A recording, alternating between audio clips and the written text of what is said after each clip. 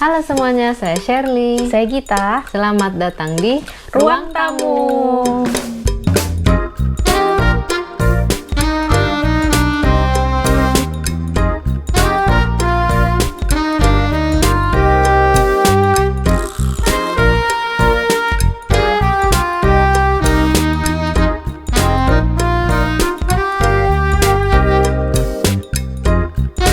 Ya, jadi di sini kami adalah teman gereja yang sama-sama sedang merantau, dan kali ini kami ngumpul mau ngobrol tentang bagaimana sih transisi menjadi seorang perempuan yang dewasa. Yes.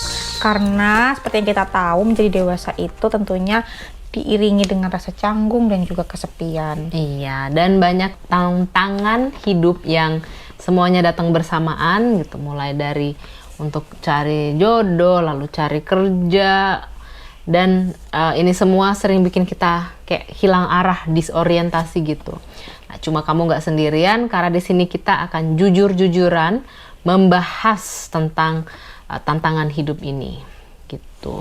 Nah, jadi stay tune dan ikutin sampai selesai. Masuk deh nih kita ke topik tentang budaya jabatan. Tak. Ketika jabatan Itulah. jadi tahta. Ketika jabatan cuma dipandang sebagai tahta, atau gimana sih seharusnya kita tuh memandang jabatan. Dan apa, terutama perempuan-perempuan muda gitu, apa sih konsekuensinya buat kamu waktu di lingkungan kerja itu memandang jabatan itu sebagai tahta aja gitu. Pertanyaan pemantik yang memancing nih, kenapa sih banyak orang tuh ngejar jabatan tapi nggak tahu mau ngapain waktu udah dapat jabatan itu? Ya karena itu tadi sih, kembali lagi ya, melihatnya dari tahta gitu, taunya aku dapet nih, tapi nggak dipelajari dulu atau cross check dulu dia harus ngapain ketika dia dapat jabatan itu. Iya, tuh kan. Contohnya apa ya? Contohnya Sederhana deh, yang sederhana dulu aja. yang baru dilantik. Yang baru dilantik. Soalnya Iya. tadi baru cerita-cerita, katanya kan kita recording beberapa hari setelah Menteri Keuangan baru dilantik ya. Reshuffle kabinet kan. Lalu katanya ditanya apa yang akan Anda lakukan tentang tuntutan rakyat, ya kan? Belum baca, belum dipelajari katanya. Lalu dibilang kalau itu hanya tuntutan sebagian rakyat kecil yang merasa hidupnya kurang mampu dan terganggu lah, kayak gitu-gitu. Waduh, gimana sih kalau udah mau ditunjuk jadi menteri gitu ya? Ya harusnya udah baca dulu dong gitu, situasi terkini situasinya tuh gimana, apa yang akan mau dilanjutin ngapain, atau iya seperti itu. Itulah. Jadi apa ya? Jadi jabatannya apa dong gunanya kalau nggak Kalau nggak tahu kamu harus ngapain. itu. Nah, jadi hari ini nih yang bakal kita bahas budaya jabatan Di Indonesia terutama. di Indonesia, karena kita orang Indonesia juga gitu ya, yang sering kali lebih soal gengsi daripada tanggung jawab gitu. Dan apa yang perempuan perlu tahu supaya nggak ikut-ikutan terjebak. Sekarang kita masuk ke realita budaya jabatan di Indonesia. Aduh, aku miris, tapi ya kita harus bahas ini. Jadi yang pertama apa, Mbak? Jabatan itu sama dengan gengsi dan kekuasaan. Budaya kalau apa harus naik pangkat gitu sebagai ukuran sukses. No, bareng toh. Nah, kalau kamu mau dibilang sukses, harus promosi dong. Promosi gitu. dong. Jangan cuma di situ-situ aja, kok nggak naik-naik jabatannya gitu. Kenapa? Kurang kerja keras ya. Gitu. Padahal ya gimana ya? Nggak selalu sama gitu naik jabatan itu, dan sebenarnya sih semakin tinggi jabatanmu, sebenarnya seharusnya semakin tinggi juga tanggung jawabmu. Betul. Itu dia. Ini salah satu yang pernah aku kayak slack sama staffku gitu. Ya. Aku punya staff dan dia kayak dia mau cuti, terus aku juga lagi mau cuti, entah kenapa kami lagi mau ngambil cuti di saat yang sama, tapi kan tim kami cuma berdua. Terus aku bilang sama dia, tunggu ya, aku bakal ngomong sama kayak office manajernya lah gitu, aku bakal ngomong sama office manager tentang situasi kita, jadi gimana bagusnya. Nah terus anak ini ujuk-ujuk mungkin dia nggak sabar gitu, dia langsung aja gitu ke si office manager ini, terus sama si office manajernya cuma dibilang kamu cuma boleh ngambil cuti segini hari gitu, terus dibatasin cutinya. Terus aku kayak ya sebenarnya terserah lo sih kalau lo pengen jalan sendiri untuk nanya kayak gitu, tapi maksud gue gini loh, gue tuh atasan lo. Iya. Jadi maksudnya gue pengen ngebawa request cuti lo ke si office manager sama gue supaya kita bisa ngebagi waktunya kapan gitu. Kalau lagi nggak ada, apa ada staff lain yang bisa nge-cover lo gitu, atau gue sebaiknya jangan cuti barengan sama lo gitu. Ya itu aja gitu ya. Ya terserah sih kalau lo pengen ujuk-ujuk sendiri gitu. Tapi kan gimana ya, kan gue gajinya lebih gede ya daripada lo. Ini tanggung jawab gue gitu, supaya tim kita jangan kosong total waktu kita lagi cuti gitu. Maksudnya kan seperti itu, tapi ya kalau dia pengen jalan sendiri ya udah terserah dia lah, aku ya gitu aja. Iya. Gitu. Nah, karena dianya maunya jalan sendiri gitu. Padahal kalau mungkin lewat aku ya gue nggak apa-apa lo pergi ngabisin semua cuti lo gitu, nggak masalah. Tapi kita harus koordinasi dulu dan gue bisa ngebawa sebagai satu tim kita. Gitu. Perbedaan atensi menurutku. Jadi kayak Mbak maksudnya kan tadi di situasi itu kan adalah karena Mbak ini atasannya dia juga ya di dalam tim ini, sehingga Mbak juga mau memastikan nanti ketika Mbak sama dia lagi ambil cuti, adakah tadi yang mengganti ataukah kalian harus ganti-gantian misalkan seperti itu. Cuma dia atensinya karena dia nggak sabar untuk kebutuhan personal dia sih. Betul. Sehingga ya akhirnya pun ya sebenarnya konsekuensinya ya kira gitu sih, dia di limit misalkan lebih, jadi nggak bisa ngambil lebih lama. Itu juga nggak bisa disalahin ke kamu juga karena sebenarnya kamu juga punya niat baik awalnya, karena kamu sebagai atasannya dia dalam tim itu buat bertanggung jawab lah ya. Tapi dia yang kayak tidak mau, ya merasa mungkin punya hak kali ya untuk ngambil cuti, cuma ya begitulah. Gitulah. Jadi karena aku melihatnya gitu, aku yang bertanggung jawab lebih. Jadi sebenarnya ya terserah kamu sih, kamu mau ngelakuin ini tapi. Terus ada juga yang misalkan kayak udah sekolah sampai S2 kok kerjanya cuma jadi staff aja. Jadi kayak apa ya, secara narasi sosialnya itu kayak dihina gitu loh, cuma karena dia punya degree yang lebih tinggi, punya apa sih namanya, background latar belakang pendidikan lebih tinggi, tapi jabatannya hanya gitu-gitu aja, nggak naik, atau mungkin stagnan aja. Ada lagi nih, mana selanjutnya yang ketiga, banyak orang kejar jabatan gitu untuk dihormati, bukan untuk bekerja lebih baik. Terjadi. Itu juga banyak terjadi. Dan ujung-ujungnya nih, kalau ini tadi kan seperti tadi kita udah dari awal, orang kejar jabatan untuk dihormati, terus naik pangkat untuk ukuran sukses. Cuma gengsi. Untuk gengsi doang. Nah, jadinya itulah yang akan berevolusi menjadi budaya ABS, asal bapak senang, dan feodalisme struktural. Gitu. Nah, lalu yang kedua nih, realitanya adalah minimnya pandangan jabatan sebagai vokasi. Ya pertama, jarang adanya pelatihan kepemimpinan yang benar-benar bisa membentuk karakter tanggung jawab yang baik gitu loh dalam bekerja. Maksudnya saya akui ya, leadership training adalah ya ada di diklat itulah. Kalau di instansi pemerintah, company kamu juga mereka biasanya ngadain leadership training, tapi yang benar-benar membentuk karakternya seperti apa, atau bagaimana cara.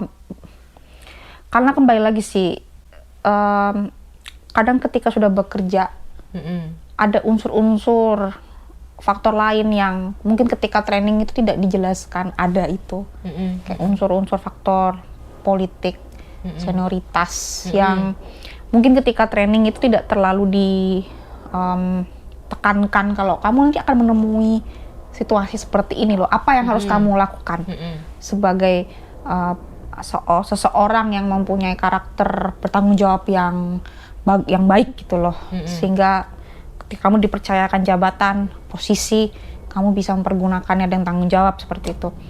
Jadi kadang-kadang menurutku itu juga yang membuat seperti kayak kaget lah ketika masuk ke realitanya ya setelah training, kok ternyata dia tidak bisa mengimplementasikan waktu dia training itu apa yang skill atau mungkin apa yang dia pelajari selama dia training, ya karena ada juga beberapa hal yang bisa jadi ya kayak memang entah tuh sengaja atau memang kayak tidak dimasukin aja kayak ke dalam modul trainingnya atau gimana, sehingga ya dia jadi nggak bisa juga, kalah juga akhirnya dengan itu. Betul.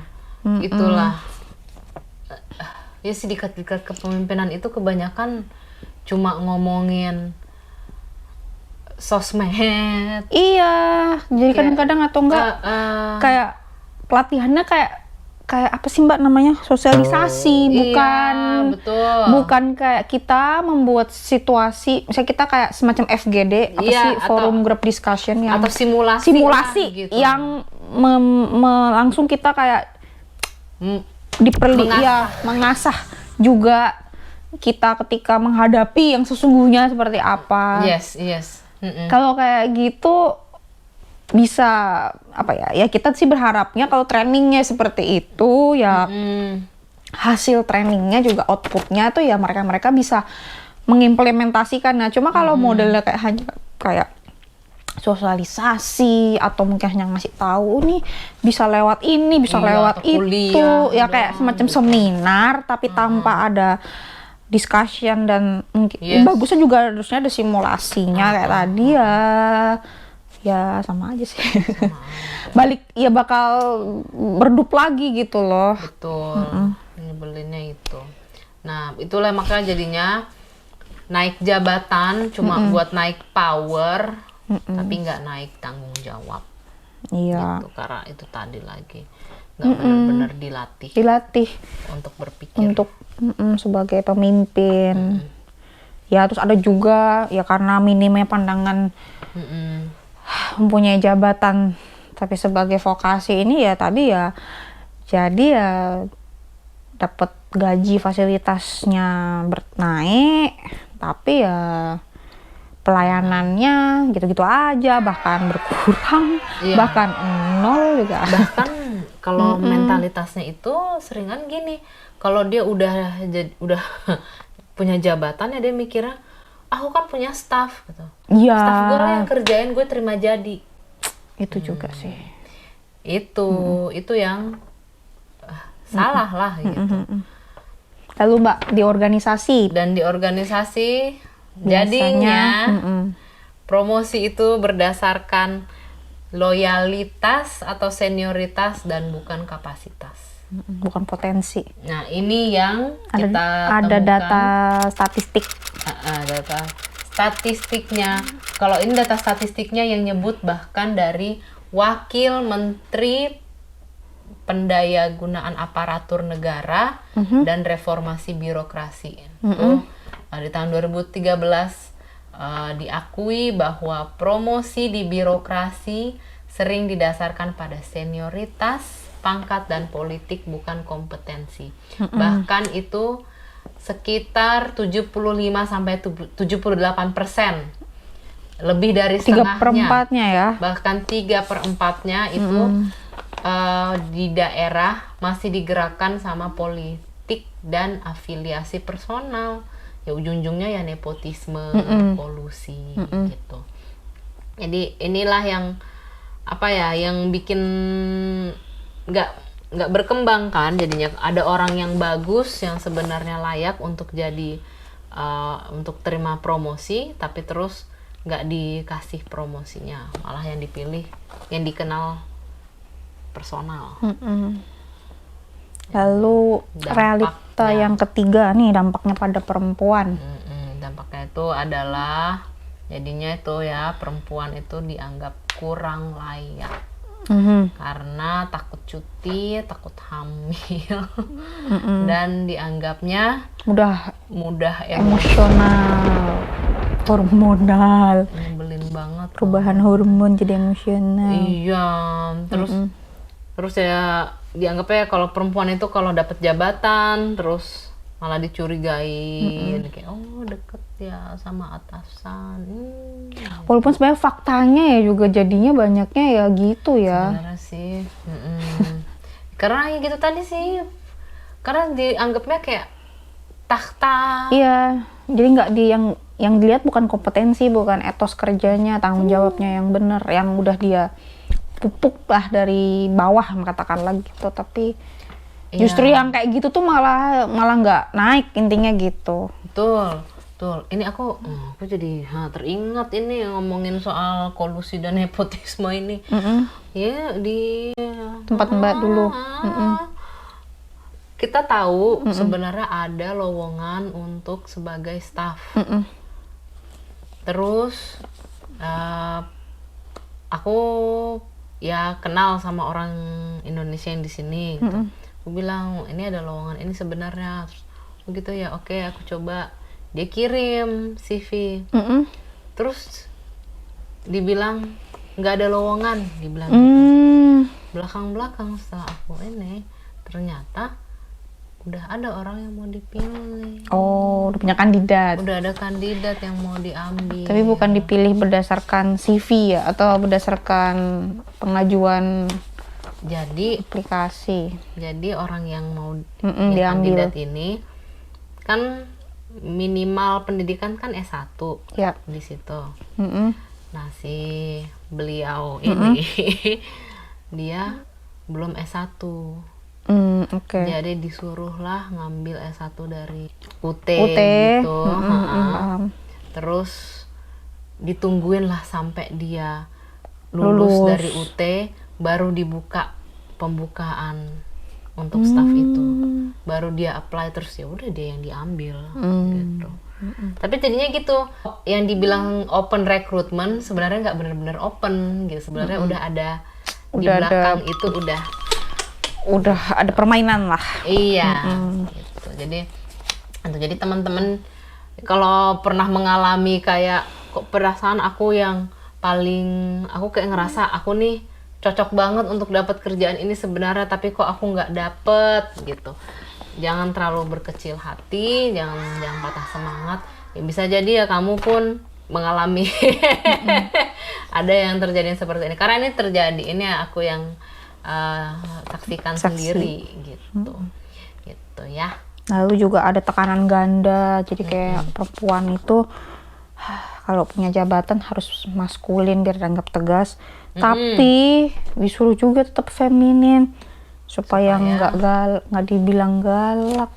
Criminal offensive side eye. Gitu. Hai, boleh nggak deadline-nya diselesaikan sekarang juga ya? Sambil denger gitu. Ambil dengar. Kalau nggak diselesain nanti saya ini ya. Nanti saya kasih nilai. Cringe gitu sih ya Tuhan. Kayak gitu ya. Contohnya mungkin ya. Jadi kita nih sekarang masuk ke bagian refleksi. Jangan kejar tahta, tapi kejarlah panggilan. Nah, kan ini adalah maksudnya bahwa inilah prinsip-prinsip yang perlu kita ingat waktu kita mau memegang jabatan. Prinsipnya, jabatan harusnya jadi tempat melayani, bukan diperlakukan sebagai hadiah. Gitu kan, karena sering saja orang mikirnya oh kalau orang punya jabatan itulah yang pantas dihormatin gitu. Tapi ya bukan kadang hormat, bukan soal orang yang punya jabatan itu nggak boleh kesusahan. Maksudnya kayak kadang kalau udah direktur gitu. Oh, mobilnya harus sampai persis di depan lobi gitu. Yalah, jalan dikit aja apa sih? Apa sih saya jalan 50 langkah ke parkiran gitu, kayak seolah-olah nggak boleh dibiarkan jalan sedikit pun gitu. Nah itu. Lalu kepemimpinan itu adalah tanggung jawab moral dan sosial, bukan privilege pribadi. Iya. Itu ya. Jadi kalau udah dapet jabatan yang untuk memimpin, itu berarti tanggung jawabnya secara moral dan sosial terhadap jabatannya itu harus bisa dipenuhi. Dan yang terakhir, sekarang ini adalah vokasi. Kita melihatnya jabatan sebagai vokasi. Kita yakin Tuhanlah yang memanggil kita untuk bekerja, bahkan sebagai pemimpin.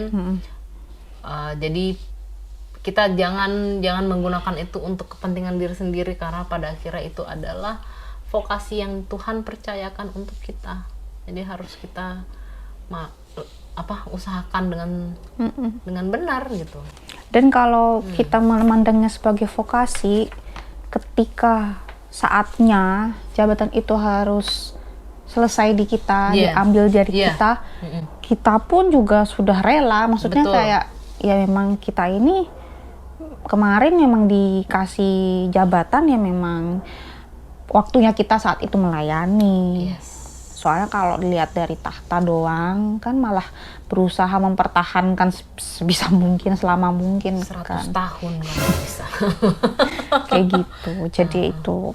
Terus ya habis itu yang kedua itu prinsip terutama untuk perempuan profesional ya. Yang pertama, jangan kejar jabatan hanya karena atau hanya demi validasi sosial. Tadi kayak misalkan banyak perempuan yang berusaha mengejar posisi jabatan sampai yang paling atas katakanlah. Tapi sebenarnya hanya supaya mendapat validasi. Kalau nggak naik berarti saya gagal. Bukan karena memang dirinya siap mendapatkan posisi itu. Terus yang kedua, ukurlah sukses itu dengan dampak, bukan dengan gelar jabatan. Dampaknya guys, dampak. Outputnya.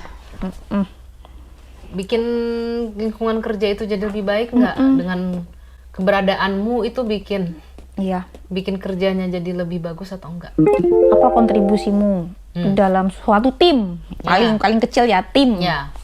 Atau organisasi ketika menjadi gede, atau tadi sebagai pemimpin di masyarakat. Yang ketiga, latih hati, jangan hanya skill saja. Karena jabatan tanpa integritas itu hanyalah suatu berhala yang baru. Ya, bener nih. Skill boleh, berhala tapi itu bukan cuma patung-patung, iya loh, pohon-pohon yang di bukan gitu ya. Tapi iya benar. Tapi jabatan itu juga bisa jadi berhala. Uang berhala. Kemampuanmu juga bisa jadi berhala. Makanya gunakanlah kemampuan dengan hatimu. Hati nuranimu. Yang keempat, berani mengatakan tidak pada sistem yang toksik. Ini memang susah sih, cuma memang harus juga kita bisa lah perjuangkan. Ini susah banget. Susah, ya? Realitanya susah. Kita juga bilang itu tidak mudah, tapi ini juga refleksi untuk kita juga harus berjuang, melatih berani itu tadi. Dan sorry to say nih, kalau lingkungan kerjamu toksik dan waktu itu kamu adalah pemimpinnya, berarti kamunya toksik.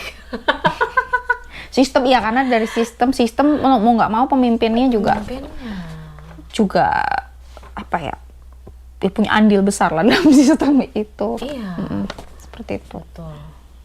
Jangan takut contohnya untuk menolak promosi kalau memang itu bertentangan dengan value hidupmu, dengan nilai hidupmu gitu. Ya makanya tadi pakailah hati nuranimu juga. Hati nuranimu. Tapi kalau kamu pun pengen, misalkan kamu ada di lingkungan kerja yang toksik, kamu bikin batasan boundaries yang jelas.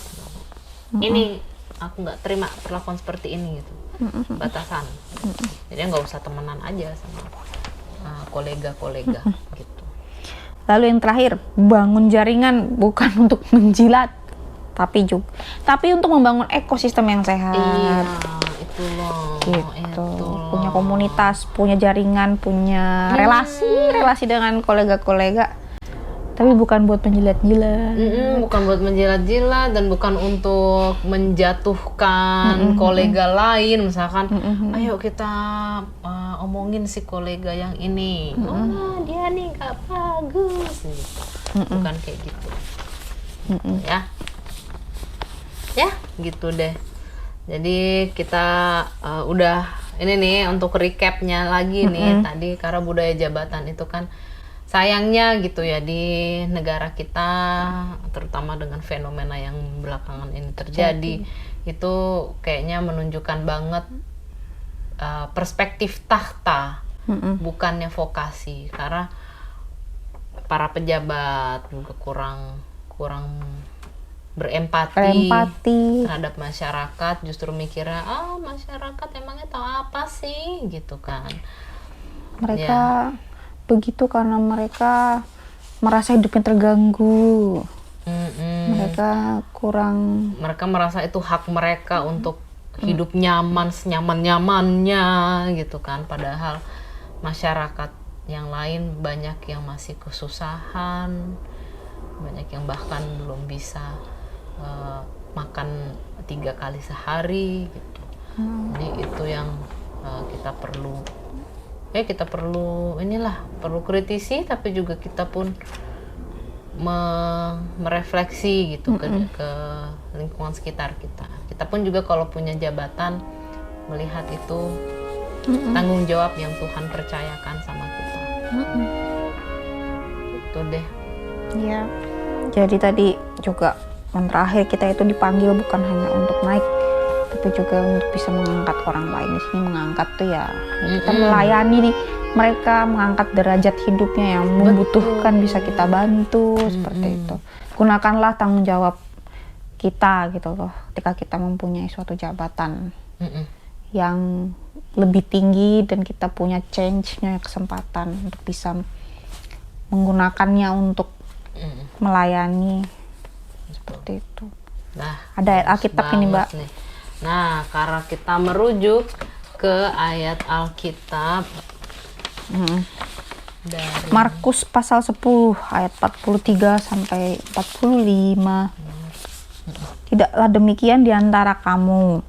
Barang siapa ingin menjadi besar di antara kamu, hendaklah ia menjadi pelayanmu. Dan barang siapa ingin menjadi yang terkemuka di antara kamu, hendaklah ia menjadi hamba untuk semuanya.